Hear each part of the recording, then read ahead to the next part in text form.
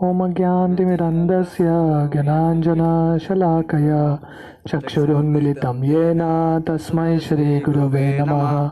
श्रीचैतन्यमनोभीष्टं स्थापितं येन भूतले स्वयं रूप कदा मह्यं ददाति स्वपदान्तिकं।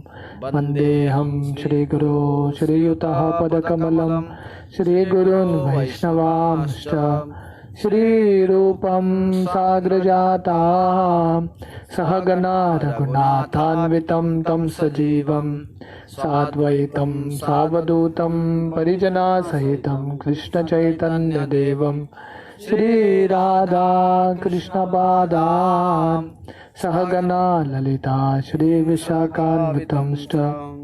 नमो विष्णुपादाय कृष्णप्रेष्ठाय भूतले श्रीमते भक्तिवेदांत स्वामीति नामिने। नमस्ते सरस्वती देवे गौरवाणी प्रचारिणे निर्विशेष शून्यवादी पाश्चात्यदेशतारिणे। वंशाकल्पतरुभ्यश्च कृपा सिन्धुभ्यैव च पतितानां पावनेभ्यो वैष्णवेभ्यो नमो नमः। जय श्री कृष्ण चैतन्य प्रभु नित्यानंद श्री अद्वैत गदाधर श्रीवासादि गौर भक्त वृंद। हरे कृष्णा कृष्णा कृष्णा हरे हरे, हरे राम राम राम हरे हरे। हरे कृष्णा। तो हम नारद मुनि के जो उपदेश हैं व्यासदेव को वो पढ़ रहे हैं। आज सुबह हमने 10वां टेक्स्ट 10 डिस्कस किया था। तो यहाँ पे नारद मुनि बताते हैं, न यद वचस चित्र पदम हरेर्यशो जगत पवित्रम प्रगनीत खर्यचित तद व्यायसम तीर्थम उष्णंति मानस न यत्र हमसा निर्मंति उशीक्षया। तो नारद मुनि बोलते हैं, जो ग्रंथ भगवान के गुणगान के बारे में नहीं लिखे हैं वो ग्रंथ में कौन आनंद लेता है? जिनका मनस्थिति कौवे जैसा है, क्रो टाइप मेंटालिटी, ऐसे ही व्यक्ति ऐसे ग्रंथों में आनंद लेते हैं। तो हमने देखा कि कैसे श्रील प्रभुपाद बताते हैं कि 2 तरह के पंछी हैं, एक कौवा और दूसरा हंस, राइट।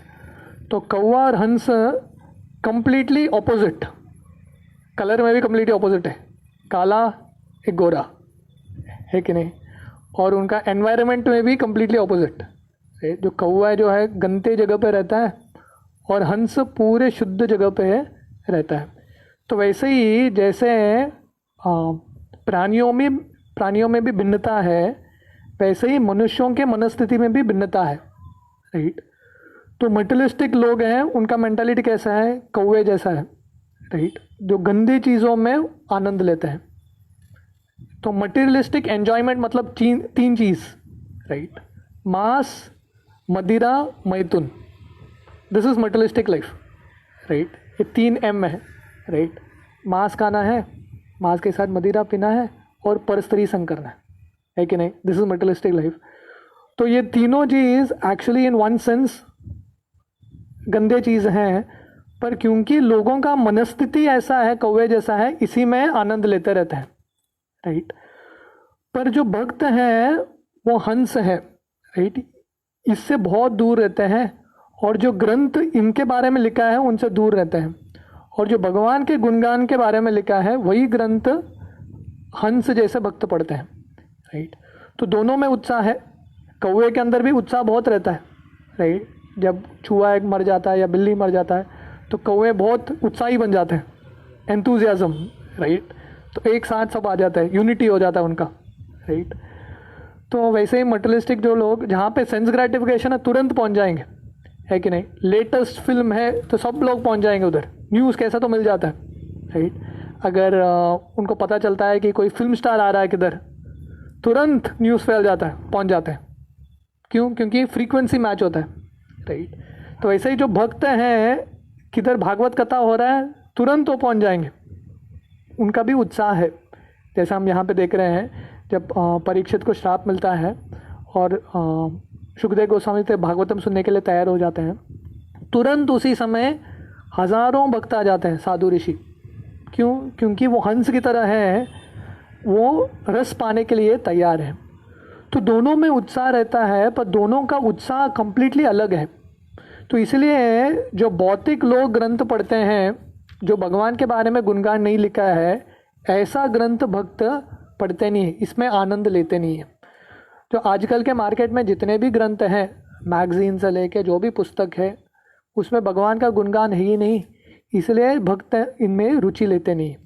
तो यहाँ पे नारद मुनि बोलते हैं भगवान के बारे में ग्रंथ नहीं लिखा है, पर बहुत अच्छे से लिखा है उसको, भाषा अच्छा है, सब कुछ अच्छा है, फिर भी भक्त स्वीकार नहीं करते।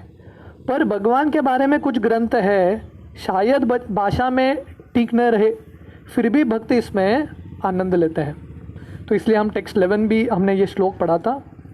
तद्वाग विसर्गो जनताग्ल विप्लवो यस्मिन् प्रति श्लोकम अबद्वती अपि नामानि अनन्तस्य यशो निकितानि यत् शृण्वन्ति गायन्ति गृह्णन्ति साधवा। तो जो भक्त हैं वो किस में आनंद लेते हैं? जो ग्रंथ भगवान के नाम रूप गुण लीला के बारे में लिखा है, ऐसे ग्रंथों में भक्त आनंद लेते हैं। और ऐसा ग्रंथ पढ़ने से क्या होता है, ये दुनिया में क्रांति आती है, हृदय के अंदर क्रांति आती है, तो जितने भी अनर्थ हैं वो मिट जाते हैं। इसलिए भक्त शृण्वन्ति गायन्ति गृह्णन्ति साधव, राइट। तो ये ग्रंथों के बारे में भक्त सुनते हैं, उनके बारे में कीर्तन करते हैं, गृह्णन्ति उसको स्वीकार करते हैं मन में, और ऐसे साधु का जिंदगी बिताते हैं, राइट। तो श्रील प्रभुपाद ये बहुत सुंदर तात्पर्य देते हैं कि कैसे भगवान के गुणगान के बारे में जो लिखा हुआ पुस्तक है, ये पढ़ने से बांटने से दुनिया में क्रांति आ सकती है, राइट। तो ये दुनिया में काफ़ी सारे क्रांति होके गए हैं, इंडियन फ्रीडम के रेवोल्यूशन हुआ है, बहुत सारे रेवोल्यूशन हुए हैं, और क्रांति का सबसे महत्वपूर्ण अंग रहा है पुस्तक। जब हमारा इंडियन फ्रीडम स्ट्रगल चल रहा था तो काफ़ी लोग पुस्तक लिखते थे। तो पुस्तक लिखते क्या होता था, जो अंदर का फ्रीडम, स्वराज प्राप्त करने का जो भावना है वो उठता है, राइट। तो इसलिए वो सेइंग है, pen is mightier than a sword, जो कलम है तलवार से भी शक्तिशाली है, राइट। तो ग्रंथों का बहुत महत्व है, स्पेशली जब हम भगवान के बारे में ग्रंथ पढ़ेंगे तो धीरे धीरे ये दुनिया में क्रांति आता है। जब श्रील प्रभुपाद ये पहला स्कंद लिखते हैं, ये तात्पर्य लिख रहे हैं, प्रभुपाद राधा दामोदर मंदिर में बैठ के, उस समय शायद प्रभुपाद ने इसको 1960s में अमेरिका जाने से पहले लिखा है। तो प्रभुपाद वो छोटे से वृंदावन में, वो छोटे से मंदिर में अकेले एक व्यक्ति ये तात्पर्य लिख रहे हैं, वहाँ पे लिखा प्रभुपाद ने ये। और प्रभुपाद का आशा था कि ये भागवतम से एक दिन पूरे दुनिया में क्रांति आएगा, राइट। और प्रभुपाद का जो इच्छा पूरा हुआ है।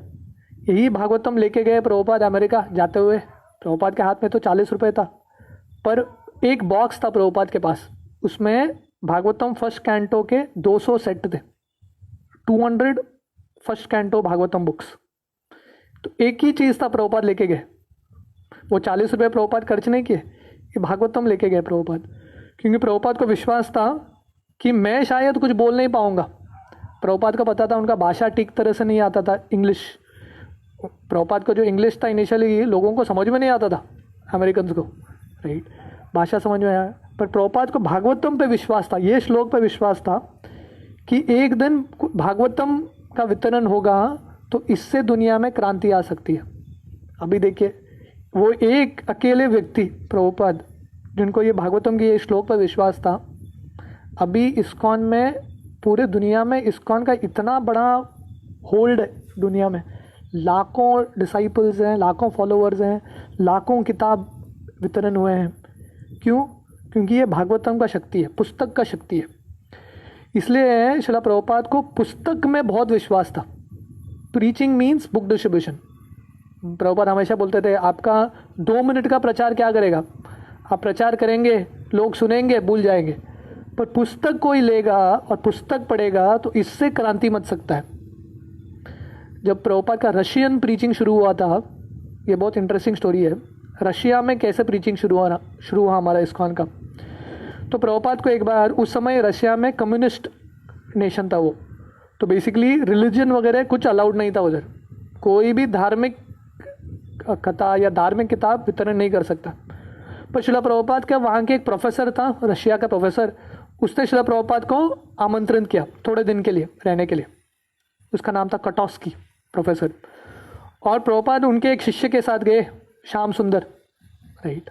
और ये थोड़े दिन थे प्रभुपाद उधर, पर वो पीरियड में पूरा मॉनिटर करके रखा था कि गाड़ी आता था, गवर्नमेंट का गाड़ी उनको वो कॉलेज तक लेके जाता था, प्रोफेसर के साथ मीटिंग होता था, वापस होटल रूम तक, कहीं घूम नहीं सकते, स्ट्रिक्ट विजिलेंस। और गीता वगैरह कुछ अलाउड नहीं था। पर क्या हो गया, प्रभुपाद के साथ जो गए थे शिष्य श्याम सुंदर प्रभु, उनकी पत्नी थी मालती माता जी। तो जब वो श्याम सुंदर प्रभु का बैग पैक कर रही थी अमेरिका में, तो उसने गलती से गीता रख दिया। एक्चुअली गीता कोई इमिग्रेशन पकड़ेगा रशिया में तो जेल में डालेंगे, पर उसको पता ही नहीं, गलती से रख दिया उसने गीता। तो बाई मिस्टेक वो एक गीता रशिया के अंदर पहुंच गया। तो जब प्रभुपाद रशिया में थे, किधर अलाउड नहीं था किसी से और मिलने के लिए। तो एक बार श्याम सुंदर प्रभु, क्योंकि उनको खाने के लिए कुछ मिल नहीं रहा था, तो श्याम सुंदर प्रभु एक दुकान में गए रशिया में ब्रेड लाने के लिए और थोड़ा सब्जी लाने के लिए। तो जब वो लाइन में खड़े थे, धोती कुर्ता में थे वो, तो एक रशिया का जो लड़का था उसने इनको देखा और थोड़ा बात करने लगा। तो श्याम सुंदर प्रभु बोले, चलो मेरे साथ मेरे होटल रूम में, मेरे गुरु महाराज से मिलो। तो वो एक लड़का आया प्रभुपाद से मिलने के लिए। प्रभुपाद 2-3 दिन ये लड़के के साथ बिताए और 2-3 दिन रोज़ 8-9 घंटा ये लड़के को टाइम देते थे प्रभुपाद। रशिया का एक लड़का था रास्ते में जो मिला था, 8-9 घंटा पूरा गीता का शुरुआत से एंड तक सब कुछ समझा दिया उसको। और जाते जाते गीता थमा दिया इसके हाथ में, तुम करो। वो एक गीता शुरू हुआ जो रेवोल्यूशन है, क्रांति है। अभी रशिया में भारत से next number 2 preaching area Russia में ही है। We have more than hundreds of centres there, हज़ारों भक्त हैं उधर रशिया में। वो सब शुरू कहाँ से हुआ? वो एक गीता से, राइट। तो इसलिए भागवतम का जो शक्ति है, ये पुस्तक का जो शक्ति है, इसमें बहुत महत्व है। इसलिए श्रील प्रभुपाद बुक डिस्ट्रीब्यूशन पे बहुत स्ट्रेस करते थे। प्रभुपाद को बहुत विश्वास था कि ये पुस्तक इस्कॉन के भक्त पढ़ेंगे। पहला चीज़ पढ़ना चाहिए, दूसरा चीज़ डिस्कस करना चाहिए, और तीसरा चीज़ बांटना चाहिए। ये 3 हम करेंगे तो पूरे दुनिया को हम चेंज करके रख सकते हैं, पूरे दुनिया में क्रांति ला सकते हैं। तो श्रील प्रभुपाद यहाँ पे बहुत सुंदर तात्पर्य देते हैं। थोड़ा लंबा तात्पर्य है, तो जितना होता है आज हम पढ़ेंगे। Purport: it is a qualification of great thinkers to pick up the best even from the worst. So Srila Prabhupada बोलते हैं, जो बुद्धिमान व्यक्ति है उसका सोच विचार कैसा होता है, सबसे गंदे जगह में भी अच्छा चीज़ है उसको स्वीकार कर लेता है, उसको सारग्राही बोलता है, एसेंस पिक करता है। It is said that intelligent man should pick up nectar from a stock of poison. तो ये चाणक्य का सेइंग है, बोलता है अगर विष है, विष के बीच में भी कुछ अमृत है तो उसको स्वीकार करना चाहिए। One should accept gold even from a filthy place. कचड़ा है पर कचड़े के बीच में सोना है, उसको स्वीकार करना चाहिए। One should accept a good and qualified wife even from an obscure family. और अगर पत्नी स्वीकार करना है पर लड़की अच्छी है, शायद उसका घराना, उसका ऊंचा परिवार नहीं है, फिर भी उसको स्वीकार कर सकते हैं। स्त्री रत्न। One should accept and one should accept good lessons even from a man or a teacher who comes from untouchables. वैसे ही अगर कोई शूद्र है या चंडाल है पर उसके पास कुछ ज्ञान है, अच्छा ज्ञान है, उसको स्वीकार करना चाहिए। तो जो बुद्धिमान व्यक्ति है वो सारग्राही होता है, एसेंस पकड़ लेता है, गंदे चीज़ों में भी जो सार है उसको उठा लेता है। These are some of the ethical instructions for every one in every place without exception. तो ये चाणक्य नीति है, right. But a saint is far above the level of an ordinary man. He is always absorbed in glorifying the Supreme Lord, because by broadcasting the holy name and fame of the Lord, the polluted atmosphere of the world will change, and as a result, of propagating the transcendental literatures like Srimad Bhagavatam, people will become sane in their transactions. पर जो भक्त होता है उसका स्तर अलग ही है. भक्त का सोच विचार क्या है? उसको ये विश्वास है कि मैं अगर भगवान का गुणगान करूँगा, भगवान का हरि नाम और भगवान का कथा लोगों को सुनाऊँगा, भगवान के श्रीमद् भागवतम के इसका वितरण करूँगा, तो क्या होगा? ये दुनिया में परिवर्तन आ सकता है. हर एक ये दुनिया में परिवर्तन चाहता है कि नहीं? Everyone is looking for change, right? जैसे महात्मा गांधी बोले थे, be the change you want to see in the world, right? ये दुनिया को चेंज करना है तो पहले अपने आप को चेंज करो.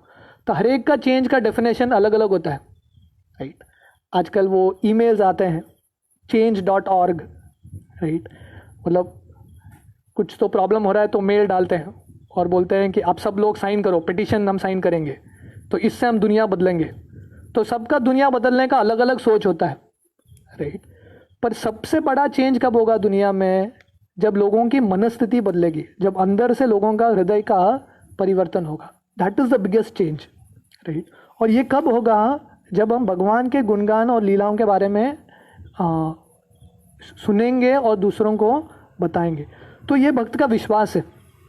अब भक्त ये समझ नहीं सकते कि अरे भगवान का गुणगान करने से कैसे दुनिया का फ़ायदा होगा. वो लोग समझ ही नहीं सकते. It is not possible for them to understand. While preparing this commentary on this particular stanzas of Srimad Bhagavatam, we have a crisis before us.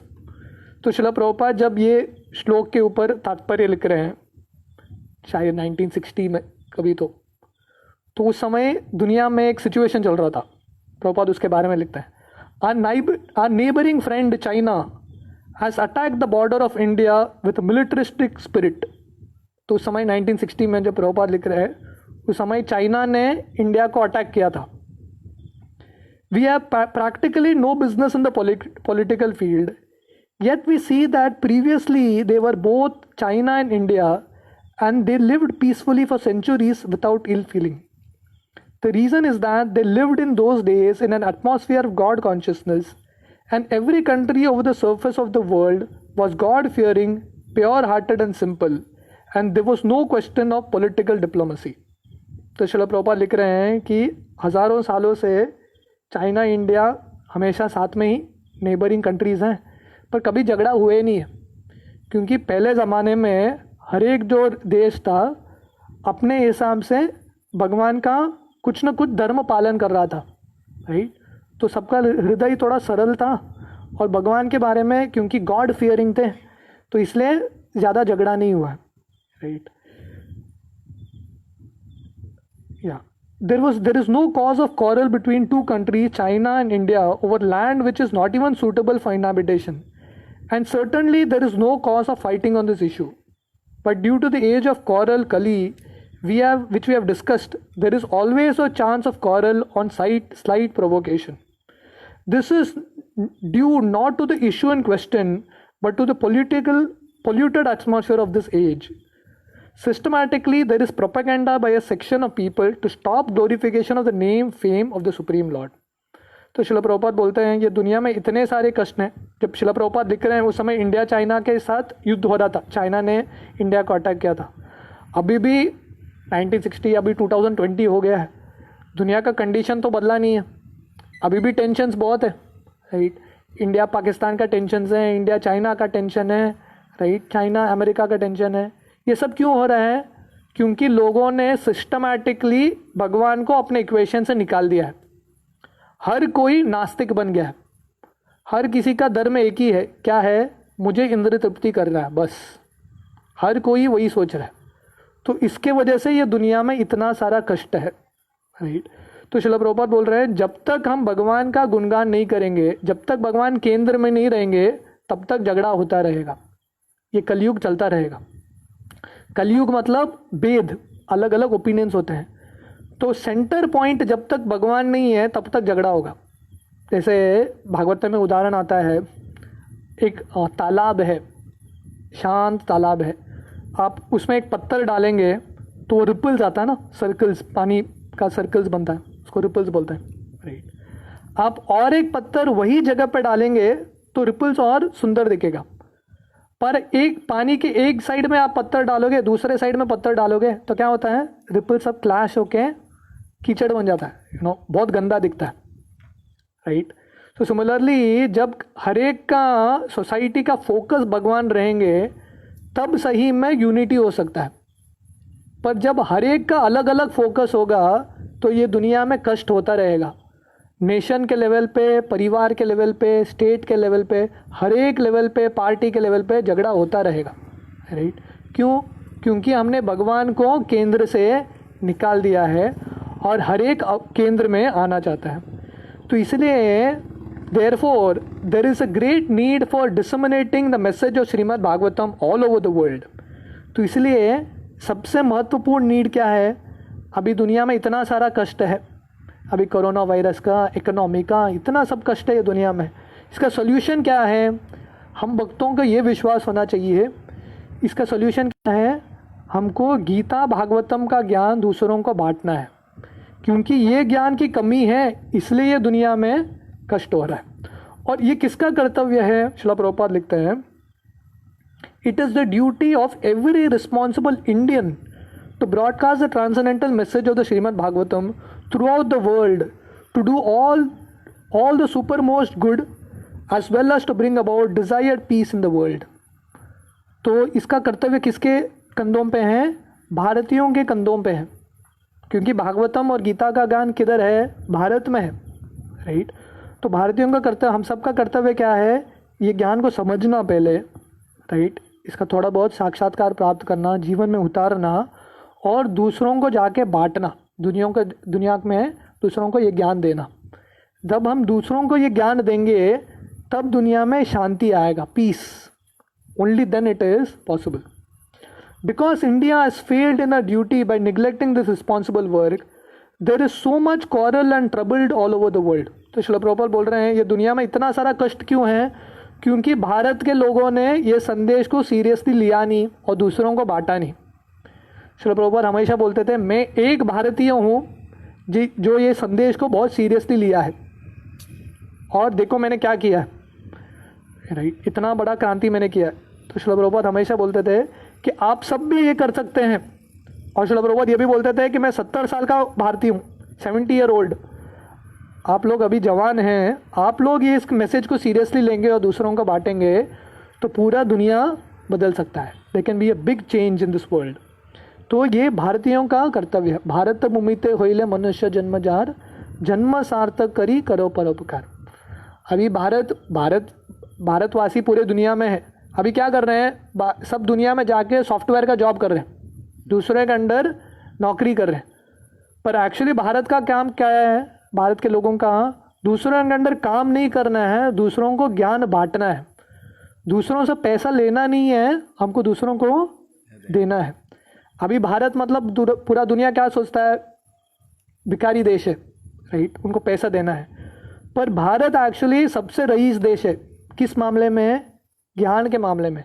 तो ये ज्ञान हम बांटेंगे तो हमारा जो रिस्पेक्ट है, भारत का रिस्पेक्ट बहुत ऊंचा हो जाएगा। We are confident that if the transcendental message of Srimad Bhagavatam is received only by the leading man of the world, certainly there will be a change of heart and naturally the people in general will follow them. तो इसलिए पहले ज़माने में क्या होता था? जो राजा थे उनको ये ज्ञान दिया जाता था। भगवान ने गीता का ज्ञान अर्जुन को क्यों दिया? राइट, उसके पहले भगवान गीता में बोलते हैं, मैंने इसके पहले सूर्य भगवान को ये ज्ञान दिया है, विवस्वान, इक्ष्वाकु, राइट, मनु, सब राजाओं को दिया गया है ज्ञान। क्यों? क्योंकि राजा को दिया, जो मेन आदमी है वो भक्त है, वो ज्ञान को फॉलो कर रहा है, तो ऑटोमेटिकली जो प्रजा है वो भी फॉलो करेगा। जो राजा है राक्षस है, इंद्रिय भोग करता है, तो क्या करेगा? प्रजा वही करेगा। जैसे लंका में हो रहा था, रावण पूरा एक नंबर का इंद्रिय तृप्ति कर रहा था, तो पूरे लंका के लोग क्या कर रहे थे? रावण को ही फॉलो कर रहे थे, है कि नहीं? तो अगर लीडर भक्त बनना बहुत इंपॉर्टेंट है। तो इसलिए श्रील प्रभुपाद बोल रहे हैं कि एक लीडर ने इसको स्वीकार कर लिया तो पूरा दुनिया चेंज हो जाएगा। Mass of people in general R tools in the hands of the modern politicians and leaders of the people. तो जो साधारण जनता क्या है?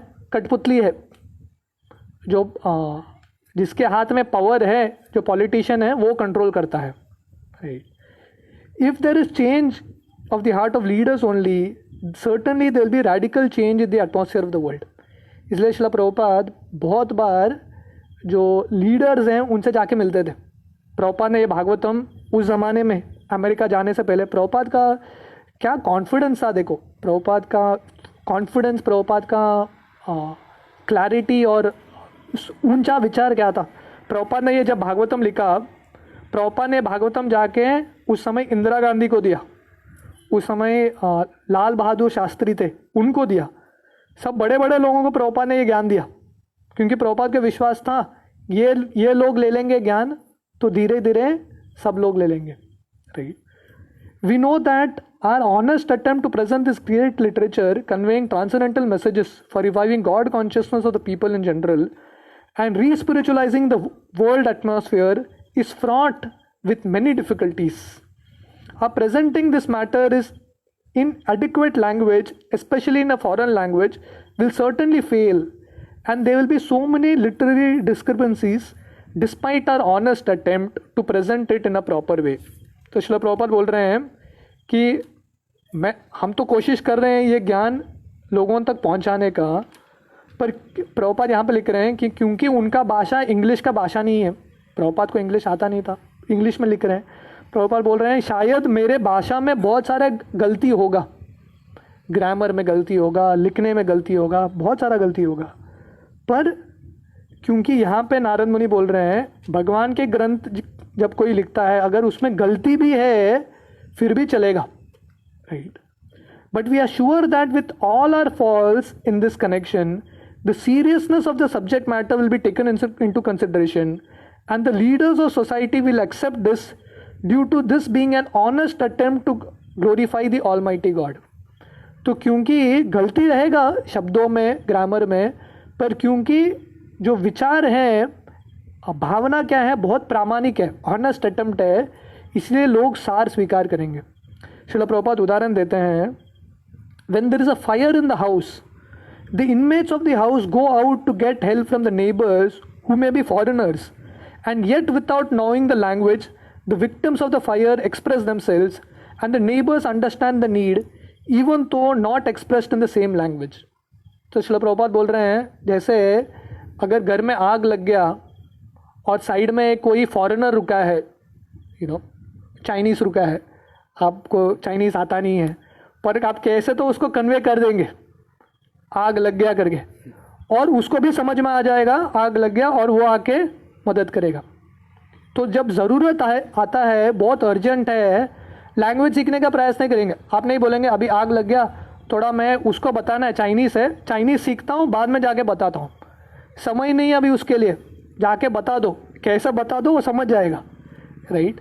तो वैसे ही दुनिया में आग लगा है, राइट। तो वर्ल्ड इज़ बर्निंग, संसार दावा, इतना सारा कष्ट है, और अभी तो लोगों को दिख रहा है। शायद हम सुबह सुबह मंगल आरती में पहले गाते होंगे संसार दावा, ऐसा लग रहा होगा स्पेशल गीत है, राइट, उसका तात्पर्य क्या है समझ में नहीं आता होगा, पर अभी तो सबको समझ में आ रहा है कोरोना वायरस के पीरियड में कि संसार दावा, दुनिया में आग लगा है, राइट। तो सोल्यूशन क्या है, हमारे पास ये सोल्यूशन है भागवतम का। इसलिए श्रील प्रभुपाद लिख रहे हैं अगर इसमें गलती भी है, लैंग्वेज भी ठीक नहीं है, पर जो व्यक्ति बुद्धिमान है वो उसको स्वीकार कर लेगा, क्योंकि message is urgent, message important है। इसलिए बहुत सारे भक्त जब प्रचार करने का रहता है तो भक्तों का रहता है मुझे पहले तैयारी करना चाहिए, मेरा लैंग्वेज स्किल्स बढ़ाना चाहिए, ये करना चाहिए, वो करना चाहिए, तब मैं जाके प्रचार करूँगा। ज़रूरत नहीं है उसके लिए, आप उसके लिए रुकेंगे तो समय बीत जाएगा, उसके पहले 1000 लोग मर के निकल जाएंगे। तो जो लैंग्वेज आता है बता दो, उसमें लोग भक्त बन जाएंगे, राइट। तो लैंग्वेज इंपॉर्टेंट नहीं है, क्या इंपॉर्टेंट है, मैसेज इंपॉर्टेंट है। मैसेज अगर पावरफुल है, व्यक्ति कोई भी है उसको ठीक तरह से बात करने को भी नहीं आ रहा है, तो मैसेज पहुंच जाएगा। तो मैसेज में शक्ति है, राइट। तो जो बोल रहा है शायद उसके अंदर कमी होगा, जो लिख रहा है उसके अंदर कमी होगा, पर क्योंकि मैसेज पावरफुल है, भगवान का मैसेज है, मैसेज में बहुत सारा शक्ति है। The same spirit of cooperation is needed to broadcast this transcendental message of the Srimad Bhagavatam throughout the polluted atmosphere of the world. तो जैसा जब आग लगता है, दोनों नेबर एक दूसरे को मदद करते हैं, जब लैंग्वेज भी समझ में नहीं आता सब मदद करते हैं, क्योंकि कष्ट है, कष्ट के समय में सब एक आते हैं, राइट। जैसे अभी कोरोना पीरियड के समय में पूरा दुनिया एक आ गया है, क्योंकि सब दुनिया के लोग एक ही प्रॉब्लम से गुजरे हैं, राइट। तो वैसे ही श्रीमद् भागवतम को मैसेज को फैलाने के लिए भी वैसा कोऑपरेशन चाहिए हम सबको साथ में आके। After all it is a technical science of spiritual values and thus we are concern with the techniques and not with the language. क्योंकि ये साइंस है भगवान की भक्ति, और इसमें टेक्निक्स है, अलग अलग टेक्निक्स को क्या बोलते हैं, अलग अलग तकनीक है भगवान के भक्ति में और प्रगति करने के लिए। तो लैंग्वेज इंपॉर्टेंट नहीं है, वो समझना इंपॉर्टेंट है। If the techniques of this great literature are understood by the people of this world they will be success. तो सार समझ गए ना लोग, बस लैंग्वेज उतना इंपॉर्टेंट नहीं है। When there are too many materialistic activities by the people in general of the world, there is no wonder that a person or a nation attacks another person or a nation on slight provocation. That is the role of this age of Kali or quarrel. This atmosphere is already polluted with corruption of all description and everyone knows it well. तो श्रील प्रभुपाद लिख रहे हैं, ये जो कलयुग है ऐसा युग है कि छोटे से कारण के लिए बहुत बड़ा झगड़ा हो जाता है, राइट, फॉर स्मॉल रीज़न। ये एटमॉस्फेयर ही ऐसा है, युग ही ऐसा है कि झगड़ा होता रहता है, slight provocation, right. There are so many unwanted literatures full of materialistic ideas of sense gratification. In many countries there are bodies appointed by the state to detect and censor obscene literatures. This means that neither the government nor the responsible leaders of the public want such literature, yet is in the marketplace because the people want it for sense gratification. तो श्रील प्रभुपाद लिख रहे हैं कि ये कलयुग में already कलयुग दूषित युग है, ऑलरेडी सबका मन दूषित है। उसके ऊपर क्या है, बहुत सारे लिटरेचर्स है, ग्रंथ हैं, बहुत सारे फिल्म्स हैं, बहुत सारे चीज़ हैं जो और दूषित कर रहा है कलयुग के युग के लिए, राइट। तो इसलिए क्या करना चाहिए हमको, the people in general want to read, that is the natural instinct, but because their minds are polluted they want such literatures. तो लोगों को पढ़ना है कुछ ना कुछ, पर क्योंकि लोगों का मन दूषित है वो कौन सा ग्रंथ पढ़ते हैं, जो दूषित ग्रंथ हैं वही ग्रंथ पढ़ते हैं।